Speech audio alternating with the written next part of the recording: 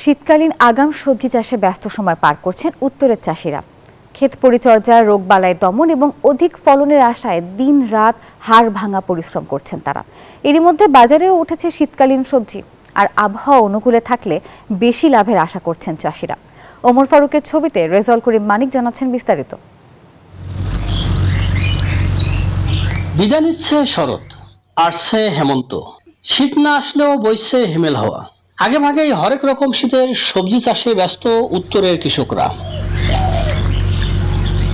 কোথাও কোথাও বিস্তীর্ণ মাঠ জুড়ে শোভা পাচ্ছে সারি সারি সিম গাছ, ফুলকপি, বাঁধাকপি সহ হরেক রকম শীতকালীন সবজি। কৃষক আমরা তো লাভের আশাই করি।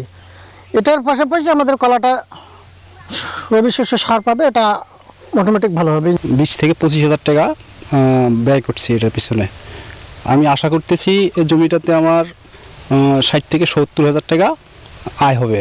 বাজার এখন বর্তমান কয়েকদিন আগে ছিল 80 টাকা কেজি, এখন 70 টাকা কেজি। লাভ হবে আর কি, লস হবে না। দেখেন এখন প্রথম মনে করেন পাতাকপি খাওয়া হইল 100 টাকা কেজি, এখন বর্তমানে আমদানি একটু হয়েছে, এখন 40 টাকা কেজি। দাম অনেক ছিল, এখন আর কি আমদানি বেশি হওয়ার কারণে একটু কমছে আর কি। চাষিরা জানান এবার বাজারে সবজির ভালো দাম পাওয়া যাচ্ছে, তবে অতিবৃষ্টির কারণে নানা রোগবালাই দেখা দিয়েছে, ফলে বেড়েছে খরচ। এরপরও বাজার ভালো থাকায় ক্ষতি পুষিয়ে লাভের স্বপ্ন দেখছেন চাষিরা।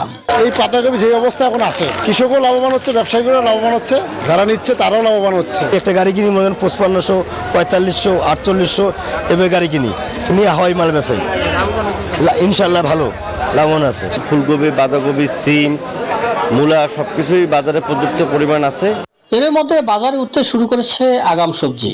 কৃষি বিভাগ বলছে কৃষকদের সবজি চাষে উন্নত প্রযুক্তির ব্যবহার সম্পর্কে দেওয়া হচ্ছে সব ধরনের সহায়তা। কৃষকদেরকে আমরা বিভিন্ন কারিগরি বিষয়ে পরামর্শ দিয়ে যাচ্ছি এবং আমরা সকলে মিলে হয়তো আমাদের যে সবজির যে চাহিদা, যেটি এলাকার চাহিদা মিটিয়ে আমরা বিভিন্ন জায়গায় সবজি পাঠাতে সমর্থ হব।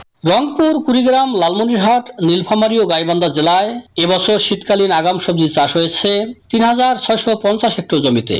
এতে উৎপাদন হতে পারে 5,51,000 মেট্রিক টন শাকসবজি। রেজাউল করিম মানিক, নিউজ 24, রংপুর।